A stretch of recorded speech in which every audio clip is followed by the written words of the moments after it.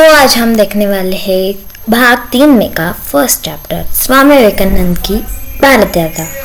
तो सर्वात पहिले आपण बघूया ज्या देशाची आपल्याला सेवा करायची आहे, ज्या समाजाची आपल्याला सेवा करायची आहे, तो देश तो समाज एकाच वेळा काढून घालावं म्हणून स्वामीजी विवेकानंद हिमालयापासून कन्याकुमारीपर्यंत भ्रमण केले।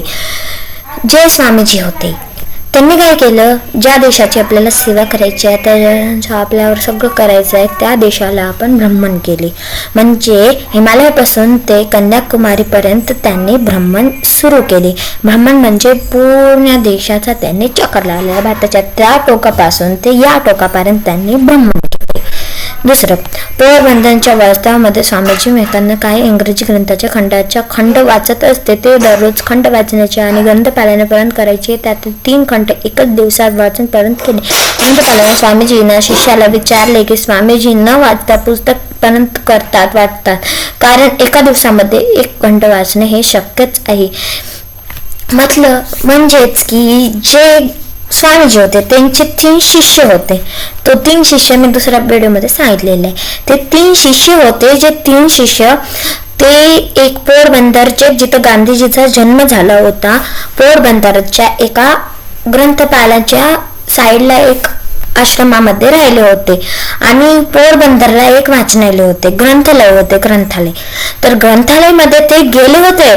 ग्रंथालयामध्ये त्यांचे शिष्य गेले आणि 3 खंड, एका दिवशी 1 खंड, दुसऱ्या दिवशी 2रा खंड, तिसऱ्या दिवशी 3रा खंड, असा 3 खंड मिळून त्यांनी ते 3 खंड घेऊन आले होते।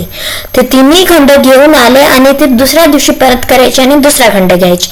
तर ते ग्रंथपालांना वाटले की स्वामीजी बिना विचारता, बिना काही करता हे कसे वापिस करू शकते, तर हे वाचणं तर शक्यच नाही असे ते म्हणू लागले। तर असे घडू शकत नाही असे ते म्हणू लागले। काही लोकांना ग्रंथपालांना जाडे पुस्तक न्यायची आणि न वाचता ते परत करायची अशी सवय चालते। म्हणजेच की कोणी नेते तसेच आणतात, तसंच कोणाला त्यांची तसे लक्षणं असतात, सवय असते। थोडं चालवायचं आणि वाचल्यासारखं दाखवायचं, असंच बहुतेक हा साधू असेल। त्यांना वाटलं की हा साधू पण तसाच असेल, थोडा वाचायचं मग पेज पलटायचं, थोडा वाचायचं आणि पेज पलटायचं, पण तसे स्वामीजी करत नव्हते। स्वामीजी एकदम शिस्तीत वागायचे। दुसरा, शिष्याने हे सगळे स्वामीजींना सांगितले। 4थ्या दिवशी 4था खंड घेण्यासाठी स्वामीजी स्वतः गेले। त्यांनी तो ग्रंथालय मागितले आणि त्याला सांगितले, पहिले 3 खंडे माझे पूर्ण वाचून झालेले आहे, तुम्हाला शंका असेल तर त्यातले तुम्ही काही पण विचारू शकता। तर ते म्हणले, माझे सगळे खंड झालेले आहेत, तुम्हाला काही शंका असेल तर तुम्ही मला विचारू शकता, मला काही प्रॉब्लेम नाही। नंतर पुढे बघा, आता स्वामीजींनी आव्हान दिल्यामुळे ग्रंथपालाने तर विचार केला की हे जणू घेऊ की किती प्रामाणिक आहे। ग्रंथपालाने स्वामीजींना त्या 3 खंडातले आवे उभे प्रश्न विचारले। म्हणजे ग्रंथपालाने हे विचार केला की मी विचारते ना, बघतो याला किती येते। तर त्याने काय केलं, त्याला एक क्वेश्चन्स विचारून आपले सांगत लागले। तर ते क्वेश्चन तर विचारले, पण स्वामीजी हार मानले नाही। स्वामीजींनी त्या उत्तरांचे स्पष्ट उत्तर दिले। आडवे उडवे प्रश्न विचारले तरी त्यांनी हे उत्तर दिले। हे पाहून त्या ग्रंथपालाने सांगितले, हे मानवी कक्षाच्या बाहेरचे आहे म्हणले। मानवी कक्षाच्या बाहेरचे म्हणजे सामान्य मनुष्य हे करू शकत नाही। खेत्रीच्या महाराजांनी एकदा स्वामीजींना विचारले, स्वामीजी एवढे लक्षात ठेवणे तुम्हाला कसे शक्य होते? स्वामीजीला विचारले, एवढे लक्ष करणे तुमच्यात कसे? एक खेत्री गाव आहे, तिथे स्वामीजी गेले होते। तर तिथे त्यांना विचारले की तुमचं लक्षात ठेवणे हे किती सोपं आहे? तर ते म्हणले,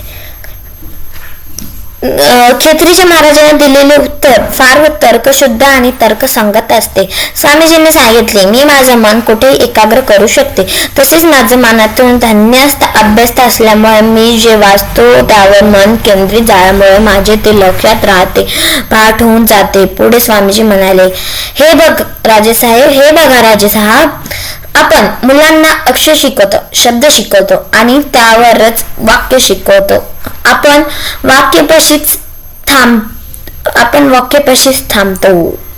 पण स्वामीजी म्हणले, हे तर्कशुद्ध आणि तर्कसंगत या 2 प्रकाराचे त्यांनी हे उत्तर दिलेत।